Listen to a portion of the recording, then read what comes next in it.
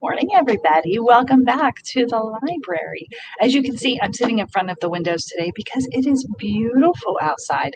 And just a reminder, you may want to drive by the library because our newest addition to the children's department, Miss Angie, has gotten the windows painted. I know Miss Leanne doesn't have to paint the windows anymore. She now has someone even better to do them for her. So you may want to ride by. They are for our summer reading theme, which is books take you places, or reading takes you places. So you may want to stop down and check them out. And don't forget, if you need some books, you can call us. You can get on our website, countylibrary.org, and you can reserve stuff so that you can come and pick them up in the parking lot, just so that you can have a whole bunch of books, even though you can't actually come in the library right now. So our stories for today are going to be, I added an extra one, sorry about that.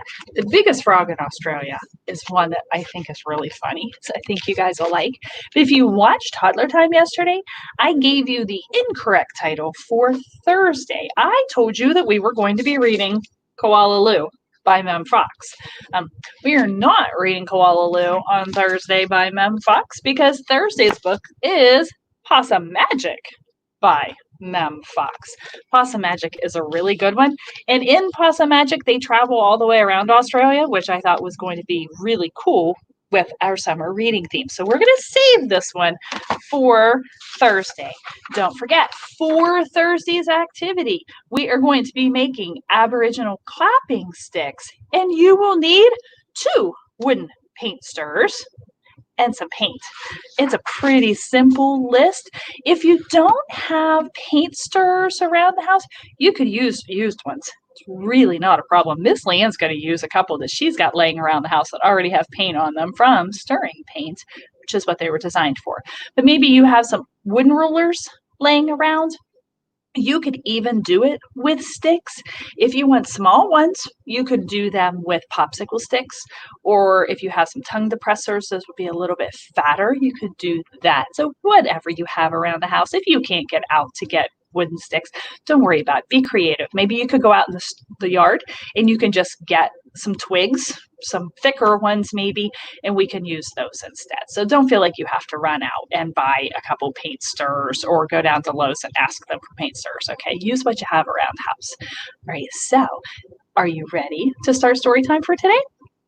All right, let's go.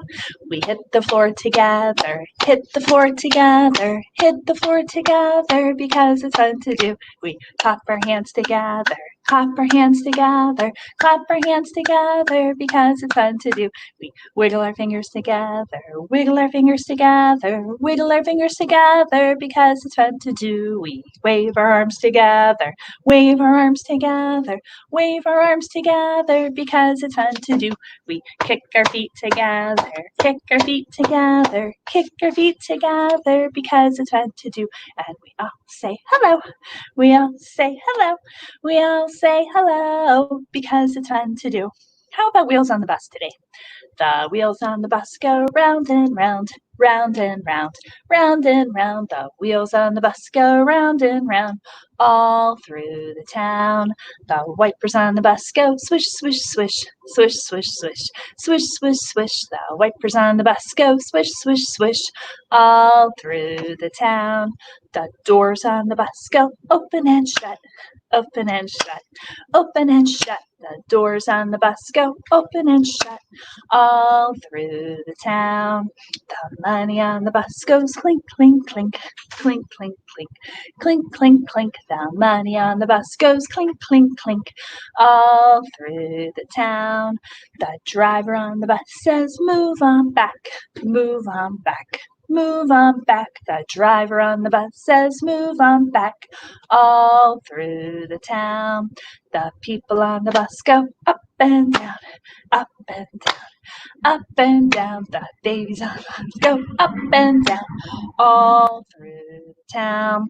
The babies on the bus go wah, wah, wah, wah, wah, wah, wah, wah, wah. The babies on the bus go wah, wah, wah, all through the town. The people on the bus go Shh, shh, shh, shh, shh. The people on the bus go all through the town. The families on the bus say, I love you. I love you. I love you. The families on the bus say, I love you. All through the town. It's like a new record. Miss Leon's messed up the words to Wheels on the Bus 2 days in a row now. So there you go. If you want to hear a story, clap your hands. If you want to hear a story, clap your hands.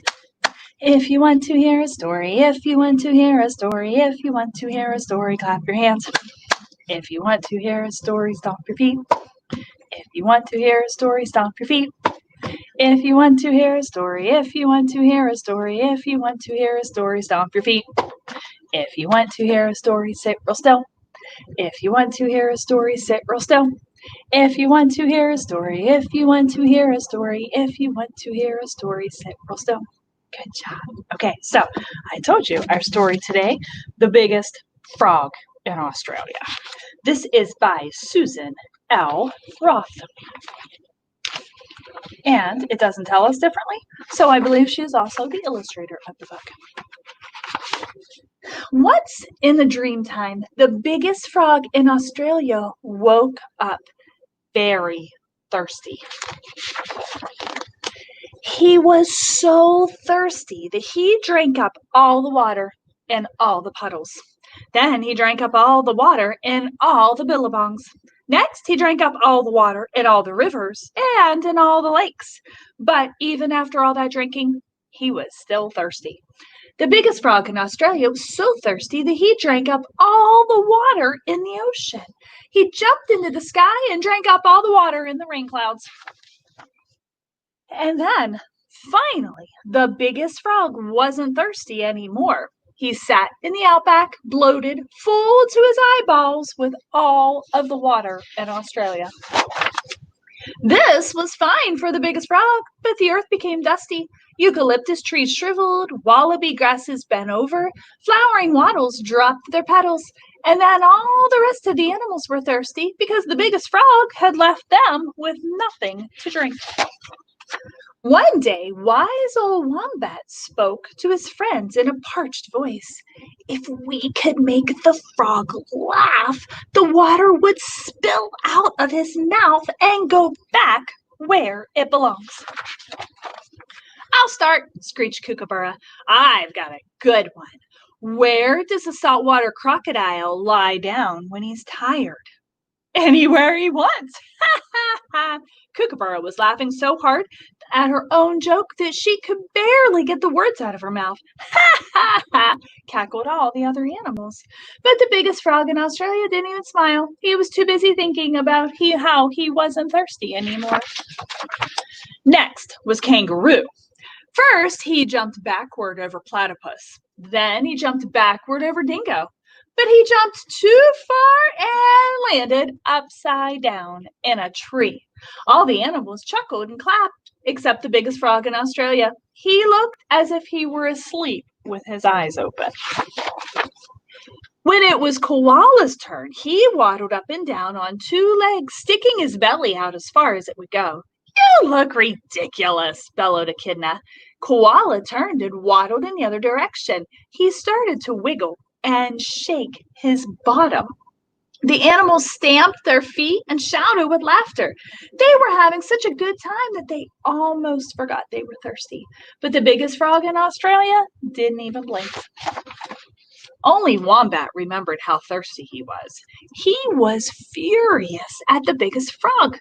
Let's tickle him, he said angrily. And just then the animals noticed the frog move his head. He was watching two eels who were half crazed from being out of the water for so long. They were dancing, slowly at first, but then faster and faster. They twisted their bodies into the silliest shapes. Before long, the eels had tied themselves into a slip knot. When they tried to move, the knot only became tighter. They pulled and pulled and finally slipped apart with such force that they rolled up like a spring and landed on either side of the biggest frog. By now, the animals were too thirsty to even smile. But there was a flicker in the eyes of the biggest frog in Australia. The frog let out a soft giggle, then another. He snorted, and a little water squirted out of the side of his mouth. He encouraged the eels, then stood on their heads and wrote their names in cursive. At that, the biggest frog in Australia opened his mouth and guffawed. The other animals jumped up and ran for their lives. They scattered as fast as they could in every direction as the biggest frog laughed out all the water in Australia. He laughed the water back to the clouds in the sky and back to the bottom of the ocean, into the lakes and rivers, the billabongs and the puddles. And once they were safe on high ground, the other animals laughed along with them. Oh, me, croaked the biggest frog in Australia. Eels are so silly. And just remembering them made him laugh all over again. The end. And in case you were wondering, a billabong is a branch of a river that flows away from the main stream and ends. The other animals mentioned are animals that are native to Australia. So an echidna is an Australian animal with sharp spines and a long, skinny snout. A kookaburra is an Australian bird whose call sounds like laughter. That would be a fun one to look up today if you want to hear what a kookaburra sounds like. They really do sound like they're laughing. They're a pretty cool bird. A wombat is an Australian animal about the size of a badger. And I'm sure that you've all heard of wallabies and koalas and kangaroos before. So I hope you liked The Biggest Frog in Australia. I like that one. And I am going to, since I mentioned this one yesterday as being Thursday's book, and it's not, we are going to read it today. So Koala by Mem Fox, illustrated by Pamela Lofts. There was once a baby koala so soft and round that all who saw her loved her, and her name was Koala. The emu loved her, the platypus loved her, and even tough little koala claws next door loved her. But it was her mother who loved her most of all. 100 times a day, she would laugh and shake her head and say, Koala Lou, I do love you. Whenever she stretched in the early morning sun or climbed the gum tree or bravely went down the path all by herself, her mother would smile and say, Koala Lou, I do love you. The years passed and other koalas were born, brothers and sisters to Koala Lou. Soon her mother was so busy she didn't have time to tell Koala Lou that she loved her, although of course she did. Every night as she curled up under the stars, Koala Lou thought about the times when her mother had looked at her and said, Koala Lou, I do love you. And she longed for her to say it again. One night, Koala Lou had a splendid idea. Preparations had begun for the Bush Olympics. She would enter the Olympics. She would compete in the gum tree climbing event, and she would win. And her mother would fling her arms around her neck and say, Koala Lou, I do love you. Koala Lou began her training right away. She jogged and puffed and lifted weights and panted. She hung from a branch with one claw at a time until she ached. She did push-ups till her stomach hurt, and last of all, she climbed the tallest tree she could find over and over and over again. Sometimes her mother would watch her and ask, How you doing, Blossom? Fine, just fine, Koala Lou would reply. At last, the day of the Bush Olympics arrived. Koala Claus had also entered the gum tree climbing event, and everyone knew how fast she was, but Koala Lou wasn't scared. She saw her mother in the crowd and imagined her saying again, Koala Lou, I do love you, her heart filled with hope. It was Koala Claus who went first. Her climb was a record-breaking 22 meters in 70 seconds flat. The spectators whistled and cheered and wildly waved their party hats. Can I do better than that? Wondered Koala Lou. I must. As she stepped toward the tree, a hush fell over the crowd. On your mark, said the kookaburra. Get set, go! Koala Lou leaped onto the tree. Up and up and up she climbed, higher and higher and higher, faster and faster and faster, until there she was, right at the very top. The spectators roared and clapped and stamped their feet. But she wasn't fast enough. In spite of all of her training and all of her hoping, it was Koala Claus who won the gum tree climbing. Koala Lou came in second. Koala Lou went off and hid. She heard the shouts at the Bush Olympics and cried her heart out. When the first stars of evening appeared in the sky, Koala Lou crept home through the dark and up into the gum tree. Her mother was waiting for her. Before she could say a word, her mother had flung her arms around her neck and said, "Koala Lou, I do love you. I always have, and I always will." And she hugged her for a very long time. The end. See, I told you that's a really good one. And since I mentioned it, I thought we needed to read it. So, are you ready for Old MacDonald? Old MacDonald had a farm, E-I-E-I-O.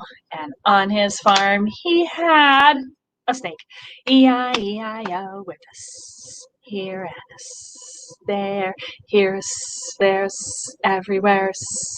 Old MacDonald had a farm, E-I-E-I-O. And on his farm he had a skunk, E-I-E-I-O, with a P-U here and a P-U there. Here a P, there a U, everywhere a P-U. Old MacDonald had a farm, E-I-E-I-O.